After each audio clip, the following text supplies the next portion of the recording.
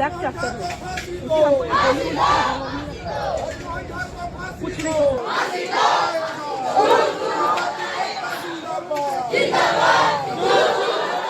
हम जौहर झारखंड भाइयों आज बताना चाह रहे हैं कल के दिन मेरे एक विस्थापित भाई को देखिए आज 4/4 है, 4 अप्रैल।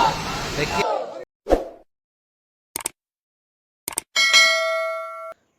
जोहार झारखंड।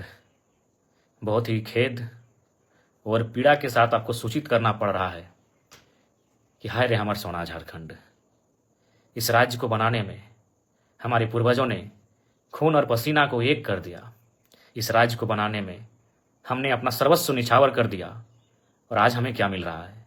जान भी हमने दिया, जमीन भी उद्योगों के लिए हमने दिया और आज उन उद्योगों में एक मामूली नौकरी के लिए जान भी हमारी जा रही है। आज बीएसएल, जिसे पूरे भारत में, पूरे एशिया में जाना जाता है, जिस बीएसएल की स्थापना बोकारो जिला में आज से लगभग 50 वर्षों पहले की गई है। लगभग 33,000 एकड़ के आसपास जमीन का अधिग्रहण किया गया है और आम जनमानस की माने तो 64 मौजा 84 गांव विस्थापित हुए हैं, जिसमें 19 पंचायत तो आज भी ना नगर में रह गए ना गांव में रह गए। आज अप्रेंटिस के जो अभ्यर्थी हैं वो धरने पर बैठे थे नियोजन की मांग को लेकर, लेकिन उनका धरने में बैठना गांधी के देश में मानो अपराध हो गया। हम इस देश को लोकतांत्रिक देश के रूप में जानते हैं, मानते हैं और है भी। यह देश गांधी का देश कहा जाता है, जहां लोग अनशन धरना के माध्यम से अपनी मांग को शासन प्रशासन तक पहुंचाती है। लेकिन आज बहुत ही दुर्भाग्य की बात है, बहुत ही दुख की बात है कि अप्रेंटिस के अभ्यर्थी जो धरने पर बैठे थे, जिनके बाप दादाओं ने बीएसएल को स्थापित करने में अपनी जमीन देने का काम किया है, आज सीआईएसएफ के लाठी चार्ज में शहीद हो गए। इसे शहीद ही कहेंगे, मौत नहीं शहीद कहेंगे, कि जमीन देकर बीएसएल बनाया और आज वहां नौकरी एक मामूली ही तो नौकरी होगी, 3rd ग्रेड या 4th ग्रेड की ही नौकरी होगी। आज सीएसएफ के भी कर्मियों ने, सीएसएफ के जवानों ने क्रूरता की हद को पार कर दिया। आज दर्जनों बार मेरा सीएसएफ के जवानों से सामना हुआ है। जब मैं किसी आंदोलन में भाग लेने गया हूं और सामने सीएसएफ के जवान पहरेदारी कर रहे हो, मैंने उनसे कहा कि ड्यूटी कीजिए। इस वर्दी में जो गर्दी है उसके भीतर एक हृदय है, मानवता है, उसका भी ख्याल रखिए। यदि लाठी चार्ज करने की नौबत आए तो पांव में लाठी चलाइए, सीधे सर पे लाठी। वो आतंकवादी नहीं थे, वो अभ्यर्थी हैं, अप्रेंटिस के अभ्यर्थी हैं। उनके बाप दादाओं ने जमीन दिया है। सीएसएफ के जवानों, जिस कारखाने की पहरेदारी करके, जिस कारखाने में आप ड्यूटी करके पगार और पेमेंट ले रहे हो ना, जिससे आपकी पत्नी अच्छा कपड़ा पहन रही है, आपके बच्चे स्कूल में पढ़ रहे हैं, जिसको आपने जान से मार दिया ना, उनके बाप की जमीन पर है वो। आप उनके बाप की जमीन की निगरानी करते हैं और खाते हैं, और आप उनको लाठी मार के जान ले लेते हैं। इतना क्रूर कैसे कि आप ड्यूटी की ट्रेनिंग ड्यूटी करते करते क्या आप संवेदनहीन हो गए? आपने अपनी संवेदना को खो दिया है। सीआईएसएफ कर्मियों, इतनी क्रूर व्यवहार कैसे कर सकते हैं आप? जिसने अभी सीआईएसएफ खुद, जिस जवान ने लाठीचार्ज किया है उसे बर्खास्त करे। सीआईएसएफ के जो आला कमान है, पदाधिकारी हैं, और नहीं तो ये आवाज राज्य में नहीं देश स्तरीय व्यापक आंदोलन का रूप ये धारण करेगा। और मैं आज विस्थापितों से हाथ जोड़कर बात करता हूं। मैं एक विधायक की हैसियत से नहीं, मैं एक झारखंडी बेटा होने के नाते आपसे प्रार्थना करता हूं। 64 मौजा 84 गांव, पता नहीं 64 मौजा 84 गांव संख्या 65 है, 66 है या 84 जगह 86 है, हमें नहीं पता एग्जैक्ट, क्योंकि हम तो चांची से आते हैं। लेकिन हम लोग बचपन से सुनते आए हैं 64 मौजा 84 गांव के लोग विस्थापित हुए। आज तो कम से कम एक हो जाओ, एक बेटे की बेरहम मौत को देखकर तो एक हो जाओ। 64 मौजा 84 गांव बीएसएल के तमाम विस्थापित, आज तो एक हो जाओ। आप सभी से मेरा आग्रह है, एक विधायक होने के नाते नहीं, एक झारखंडी बेटा होने के नाते इस दर्द को समझ रहे हैं कि आज क्या क्रूरता है हमारे साथ। जमीन भी हम देंगे, जान भी हम देंगे, एक साधारण सी नौकरी की मांग के लिए हमें बेरहमी से मारा जाता है। मारा नहीं, कत्ल हुआ है। इसलिए आज तो कम से कम 64 मौजा 84 गांव के लोगों एक हो जाओ। और जितने भी संगठन बने हैं, सुने 28 संगठन हैं विस्थापितों के बोकारो में, सेल बीएसएल सेल में 28 संगठन बने हैं बोकारो में, अलग अलग नामों से। विस्थापित मोर्चा, युवा विस्थापित मोर्चा, संघर्ष विस्थापित मोर्चा, इनकलाबी विस्थापित मोर्चा, उसी के तो आज एक हो जाइए ना, लिए हम लोगों अब तो एक हो जाइए। इतना बेरहमी के बाद भी अगर एक नहीं होंगे तो कैसे होगा। आज आप सभी से आग्रह एक हो जाइए। और तमाम विस्थापितों आपसे आग्रह है, विस्थापन की लड़ाई आप अपने भरोसे लड़िए। लोग समर्थन करते हैं, उनका समर्थन लीजिए।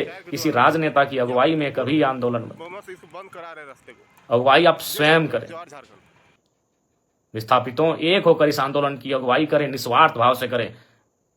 मरने से, इस सड़ सड़ कर मरने से अच्छा है लड़ के मारा जाए। हम तो रोज मारे जा रहे हैं, कहाँ नहीं मारे जा रहे हैं। कभी भूख से, कभी दुख से, कभी चाबुक से। विस्थापित कभी भूख से मरते हैं, कभी दुख से मरते हैं। और आज बोकारो में प्रेम की मौत चाबुक से हुई है, शासन प्रशासन की लाठी से हुई है। इसलिए आज तमाम विस्थापितों से आग्रह है, तमाम आपसी गिले शिकवे को भुलाकर एक हो जाएं। मन व्यथित है, लड़ने के लिए हमेशा तत्पर हैं, लेकिन बस यही है कि हम एकजुट अगर हो जाते हैं, पक्ष विपक्ष राजनीति को भुलाकर आज सामाजिक तौर पे, तो हमें लगता है कि आज बोकारो एक नया इतिहास देखेगा। और बिल्कुल विस्थापितों ने जो बोकारो बंदी का आह्वान किया है, सभी बंधुओं से नम्र निवेदन है, आप लोग शांति बनाए रखेंगे। आह्वान किया है, समर्थन बोकारो ऐसा बंद होना चाहिए, बोकारो की धरती में ऐसा आंदोलन होना चाहिए, हमारे पूर्वज भी हमसे गर्व करें। आप लोग से विनती है, आप लोग अपने घर की ओर जाएं। और मैं जिला प्रशासन, बोकारो जिला प्रशासन से मांग करता हूँ, जिस सियासत के जवान ने लाठीचार्ज किया है उस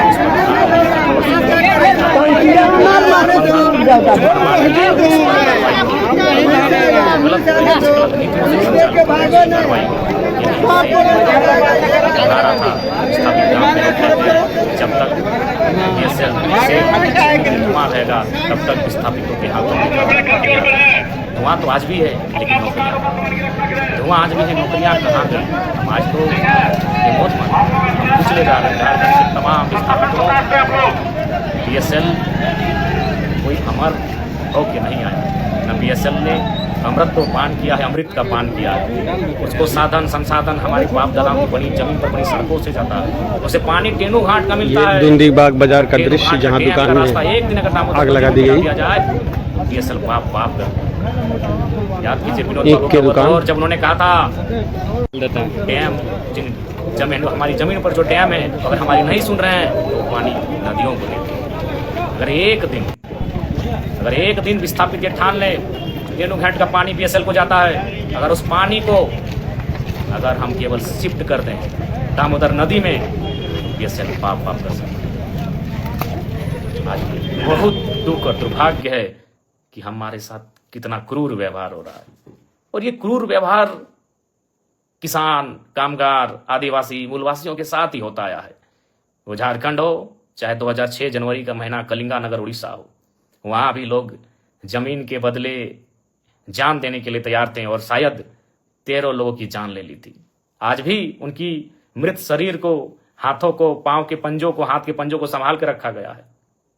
जी हाँ, आप बार बार श्वेता जी का नाम ले रहे हैं, मैं उस पर भी कहूंगा और मैं श्वेता मैडम को एक पत्र भी लिखूंगा। मैं कानूनी कार्रवाई के लिए तो एसपी महोदय को लिखूंगा ही, उनके समर्थकों पर, लेकिन श्वेता मैडम को भी लिखूंगा कि श्वेता मैडम, अगर ढूलू महतो कल पहुंच जाए माननीय सांसद, तो क्या आपके समर्थक उनका बोर्ड उखाड़ेंगे? बोकारो के पूर्व विधायक अगर ब्रंची नारायण जी अगर वहां पहुंच जाएं, तो क्या आपके समर्थक उनका बोर्ड उखाड़ेंगे? क्योंकि बोकारो जिला से हमारे योगेंद्र प्रसाद मंत्री जी आते हैं। कल को अगर विस्थापितों के समर्थन में योगेंद्र प्रसाद मंत्री जी पहुंच जाएं, तो श्वेता मैडम, क्या आपके समर्थक और आप उनका बोर्ड उखाड़ेंगे?